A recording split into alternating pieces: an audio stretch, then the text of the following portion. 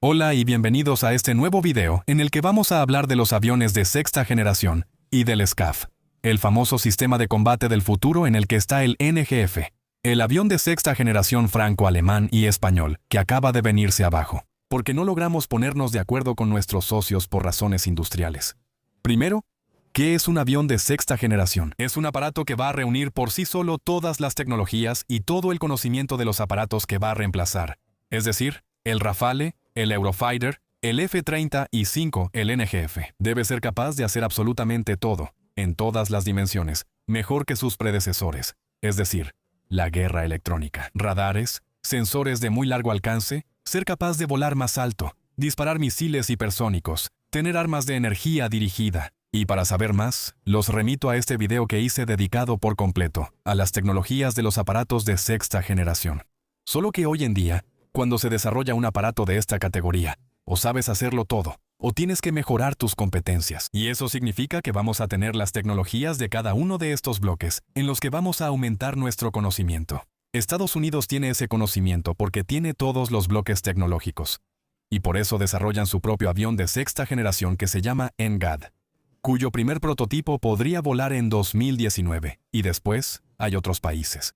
China, obviamente, está tratando de aumentar sus competencias. Están alcanzando el retraso que tenían. Los rusos ni siquiera han logrado finalizar su Sukhoi 57, tienen muchísimas dificultades. Y vemos que las tecnologías que se utilizan en su interior están claramente obsoletas. Los indios lo dicen. Y las fotos que publican sistemáticamente muestran que no están maduros en la industrialización ni en tecnologías relativamente simples, incluyendo la aviónica. Por ejemplo, aquí vemos este visor de cabeza alta que es de una generación antigua, en el Sukhoi 57 comparándolo aquí, por ejemplo, con lo que se puede hacer en el Gripen. Y Francia es entonces uno de los dos únicos países en el mundo que realmente tiene todas las competencias en todos los ámbitos para ser capaz de producir un aparato de la A a la Z, que esté basado en tecnologías realmente maduras y operativas hoy en día. Francia tiene una verdadera ventaja sobre todos sus competidores europeos, porque especialmente el Rafale es un verdadero éxito en la exportación.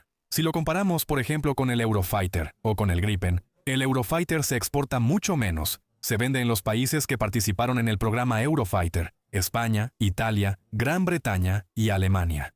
El Gripen, por su parte, ha logrado exportarse especialmente a Brasil, pero en general las ventas son muy pocas. Y la ventaja del Rafale al venderse tan bien es que, al tener a la India, los Emiratos, Indonesia, todos estos países hoy en día, ellos aumentan su experiencia con el Rafale y invierten conjuntamente para la mejora del Rafale hacia esos estándares futuros. Así que el Rafale hoy en día tiene tecnologías que, en algunos casos, por ejemplo en los sistemas ópticos, son mejores que las que se pueden encontrar en los aviones llamados de quinta generación, como el F-35.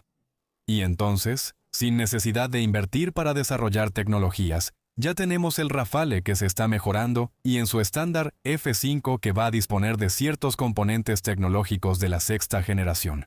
Así que eso le da una verdadera ventaja a Francia y refuerza la legitimidad de Dassault para ser el contratista principal del SCAF y del avión de sexta generación del sistema de combate, el SCAF. Excepto que los alemanes no lo ven exactamente de esa manera. Hay una distribución de roles que es lógica, según la aportación industrial y la inversión de cada país. Pensando, bueno, cada país va a hacer 30 para los alemanes, 30 para los españoles. Y luego Francia hace el resto siendo reconocida como la que va a la cabeza, y por tanto, como coordinadora. Un poco como lo que vemos con los británicos, con el GCAP, los británicos con los italianos y ahora con los japoneses. Pues la arquitectura general y los motores son los ingleses. La guerra electrónica, los sensores, los radares, eso va a ser de los italianos. La estructura, la aviónica, la furtividad, las computadoras a bordo, eso va a ser de los japoneses. Y de esa manera, hay una distribución que es coherente, lógica. Nosotros los alemanes. Mientras que con los alemanes, hay una distribución que no resulta tan interesante ni tan inteligente. Mientras que con los alemanes, hay una distribución que no resulta tan interesante ni tan inteligente.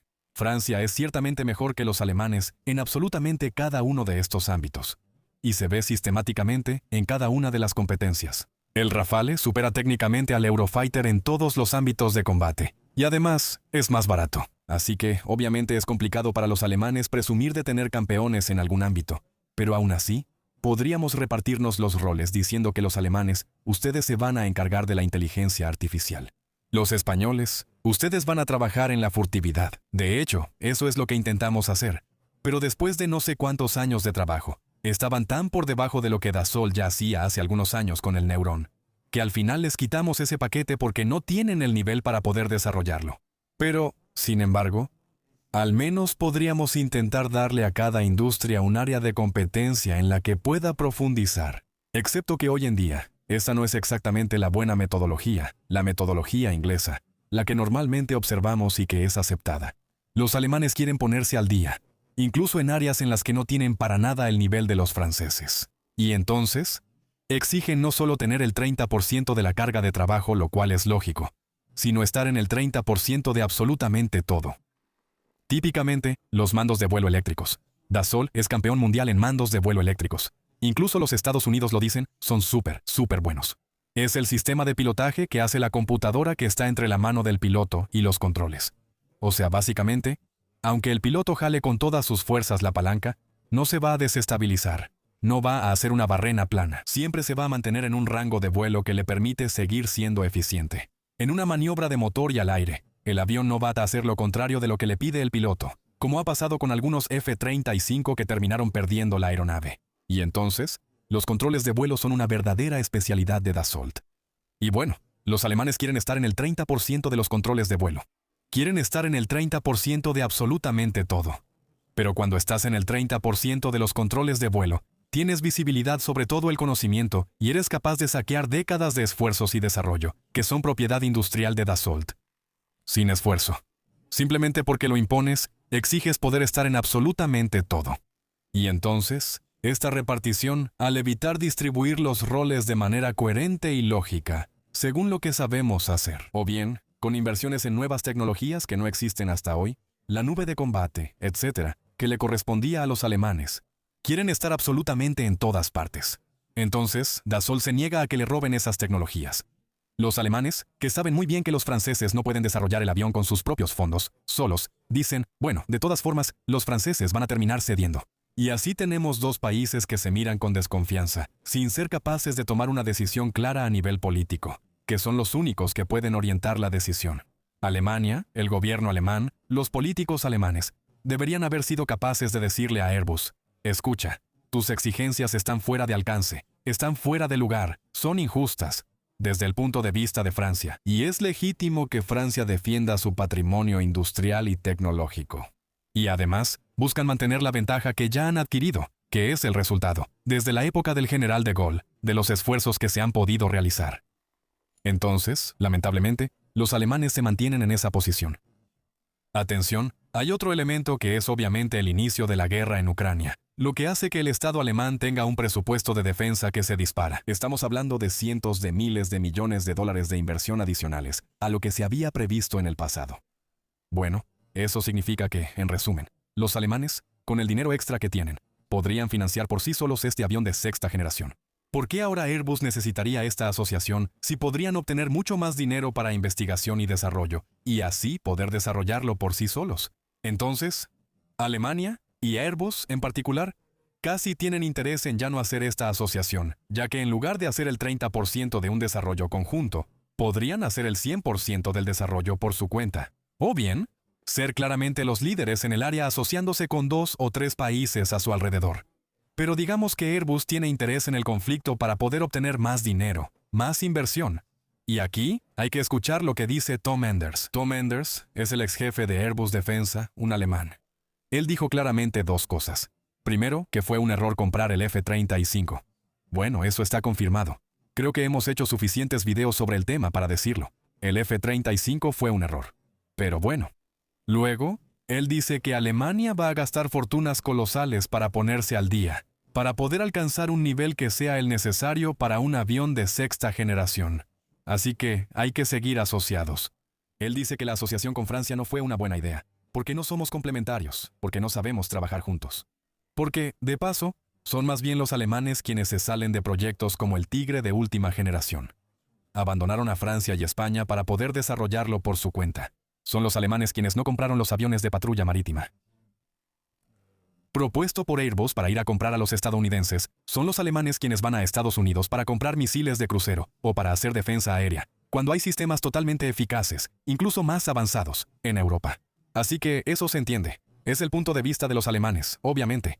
Si está justificado o no, al menos desde su perspectiva. Un experto como Tom Enders lo dice muy claramente. Esa era una opción que era mala desde el principio. Y la opción que estamos eligiendo ahora es aún peor, porque las inversiones necesarias van a limitar la capacidad militar operativa del ejército alemán durante décadas y décadas. Al destinar, demasiado dinero al desarrollo de un avión que solo va a halagar el ego alemán. Esas son sus palabras exactas. Entonces, ahora, la pregunta ¿es capaz Francia de cooperar bajo las condiciones que los ingleses implementaron para su propio GCA, para su avión de combate? La respuesta es sí. Es 100 veces sí. Recuerden el proyecto Le Neuron, ese avión de combate pseudo furtivo que, por cierto, su descendiente podrá acompañar al Rafale a partir de 2035. El sistema de aviónica y el sistema de combustible era Saab. El sistema de tiro y el sistema electrónico eran los italianos de Leonardo. Las alas, la estación en tierra, era Airbus. Todo lo que estaba en el banco de pruebas, las toberas furtivas, era Hellenic Aerospace. La interfaz de armamento eran los suizos de RUAG. La aviónica, el enlace de datos, era Thales. Y Dassault estaba por encima de todos, como el contratista principal, coordinando a todos realmente en una posición de director de orquesta. Y funciona. Y entonces, es exactamente así como se deben llevar los proyectos, no tratando de robarse las tecnologías unos a otros, porque eso lleva a fracasos como el que acabamos de ver, o a proyectos ultra complejos en los que se intenta ponerse al día tecnológicamente. Es el caso, por ejemplo, del NH90 u otros proyectos, en los que cada quien trata de jalar agua para su molino, y eso aumenta los costos de desarrollo y hace que las especificaciones sean muy complejas. Entonces, ahora la pregunta es, ¿qué va a pasar? Inevitablemente van a haber una recomposición a nivel europeo. Francia y Alemania como líderes. Inevitablemente habrá dos aviones que estarán en competencia. ¿Van a unirse los alemanes con los ingleses? Pero, con lo que les dije hace un momento, su deseo de poder captar muchísimo dinero, obviamente, no lo harán. Airbus también es Airbus España, así que es probable que España se quede con los alemanes. Entonces, del otro lado, ¿qué opciones quedan? Francia puede asociarse con Saab en particular, con Bélgica, que era observador, con Polonia, con Grecia. Bueno, eso es a nivel europeo. Y ahí realmente tenemos perspectivas que son interesantes, porque estos países pueden ofrecer conocimientos que son complementarios. Y al repartir claramente los roles, y teniendo claramente a Francia como número uno, y asignando una cierta cantidad de tareas, hay manera de avanzar y hacer algo eficaz. La segunda opción es mirar más allá de Europa, obviamente. ¿Cuáles son los grandes clientes del Rafale? ¿Y cuáles son, entre estos grandes clientes del Rafale, los países que hoy quieren desarrollar un avión de sexta generación? Tienes a la India, tienes a los Emiratos, que también quieren aumentar sus capacidades. Tienes empresas como Edge, que empiezan a trabajar en Francia, que tienen su Estado Mayor, su cuartel general, que hoy está en París. Todo eso son señales, obviamente. Ya tienen talleres que también están en Burdeos. Entonces, hoy en día, la cuestión es política. Aceptamos decirnos que, bueno, si desarrollamos un avión, necesitamos una visión estratégica a varias décadas. ¿Tendremos una visión estratégica que esté alineada con los indios durante varias décadas? Pues, a priori, decimos que estamos más cerca de los alemanes que de los indios. Solo que los indios se enfrentan a la amenaza china. Y para el horizonte de 2050 muy claramente, los chinos se van a comer a los rusos. Así que los rusos van a tener aviones chinos. Así que nosotros, los europeos, nos enfrentaremos a las tecnologías chinas exactamente igual que los indios. ¿Por qué no los iraníes? Así que los Emiratos también deben enfrentarse a esos aviones chinos que eventualmente estarían a disposición de Irán. Así que hoy, esos países van a enfrentarse a las mismas amenazas que nosotros. Francia, obviamente, necesita sus capacidades nucleares, así que se necesita un avión que tenga capacidades nucleares. ¿Será que los indios también querrán tener un aparato de sexta generación que también tenga capacidades nucleares? En ese caso, podrían desarrollar un BRIC por su cuenta, pero al menos, eso obliga a tener un avión que esté reforzado contra los impulsos electromagnéticos. Por ejemplo, los alemanes. Los alemanes que dicen querer ser los futuros líderes de la energía nuclear en Europa, del arma nuclear. Quieren obtener armas nucleares, pero no querían que el SCAF fuera apto para armas nucleares.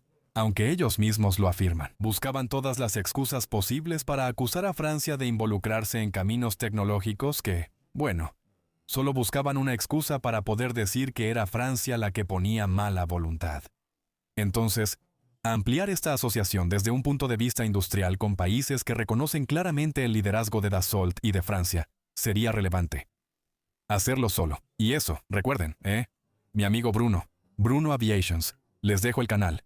Él finalmente. Les dejo el enlace a su canal de YouTube. Él hizo un video dedicado a esta cuestión, con, una petición para poder, insistir en que Francia desarrolle sola un caza de generación superior, de sexta generación, aunque todavía no me gusta ese término de generación. Así que aquí es una cuestión de voluntad política.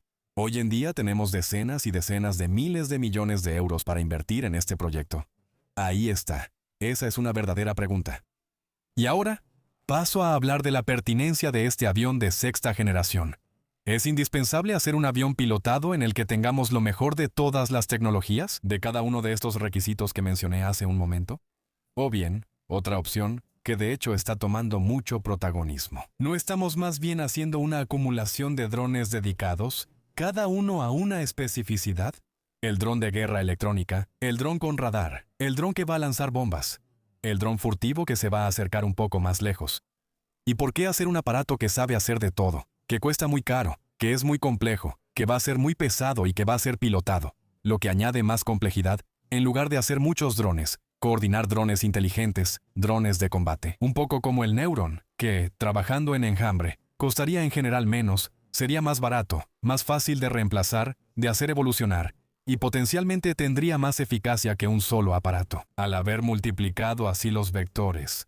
Entonces, realmente hay preguntas de posicionamiento y de visión estratégica a varias décadas. En ese contexto, tendríamos un avión de mando, tal vez un Rafale Biplaza, tal vez unos A400M, tal vez aviones cisterna A330 MRTT, tal vez aviones radar, que coordinarían estas pruebas de drones, que podrían organizar así un campo de batalla con una visión estratégica, global, coordinada entre aviones tripulados y drones de combate no tripulados. Entonces, esas son realmente las preguntas que hay que hacerse. Pero incluso si no queremos, a largo plazo, y decidimos en 2035 no hacer aviones tripulados de sexta generación, es absolutamente necesario insistir en desarrollar cada uno de estos bloques tecnológicos. Se necesita la furtividad, aunque sea para un pequeño porcentaje de misiones. Para hacer SEAD, por ejemplo, destrucción de la defensa aérea enemiga, para abrir el cielo a todos los que vendrán después. Se necesitan aviones que hagan guerra electrónica, ofensiva de guerra electrónica. Es decir, vamos a captar los radares enemigos o las comunicaciones de nuestro enemigo. Si hay una radio, por ejemplo, o un piloto de dron, para poder saber dónde está, haciendo mediciones de las ondas que se emiten, y luego, eventualmente, hacer guerra electrónica ofensiva. Un poco como el Electronic Arts 18 Growler, que va a emitir tantas ondas hacia ese radar que el radar va a dejar de funcionar. Necesitamos sensores ópticos muy eficientes, que puedan ver muy, muy lejos, o tal vez sensores ópticos que no sean caros. Prescindible, con un dron que va a ir al contacto, que nos podemos permitir perder porque va a costar menos que un misil. Y que permite justamente hacer observación, un poco como lo que hacen los ucranianos hoy en día con sus drones ISR. Y entonces, es absolutamente necesario que desarrollemos cada una de estas tecnologías, estos bloques tecnológicos. Hay que seguir invirtiendo en ellos. Y sí, por suerte, encontramos socios que tengan la inteligencia de entender que somos complementarios y no sistemáticamente competencia. Podemos lograr hacer un aparato de predominancia francesa de esta futura generación, que debe suceder al Rafale F5, el Rafale F5 que llegará en 2035, con todas sus prestaciones, todas sus capacidades, acompañado por un dron de combate furtivo. Y eso va a ser el núcleo de nuestra Fuerza Aérea y también de nuestra Marina durante décadas y décadas. Entonces, hoy, obviamente, es una mala noticia, no es una sorpresa, pero sí hay una. Y una vez más, asegurar realmente un conocimiento que les permita aumentar sus competencias y atraer a otros países con ellos. Pues hay manera de salir bien parados de esto, y que sea sin duda un mejor aparato, que nos cueste menos, en el que tengamos una mejor posición, sin tener ya a los alemanes con nosotros, que en la posición en la que estábamos hace apenas unas semanas. Al menos ahora, el problema ya estalló y podemos pasar a otra cosa, pero hay que ser rápidos para encontrar los socios adecuados con quienes trabajar. Eso es todo. Espero que este video les haya gustado y nos vemos muy pronto.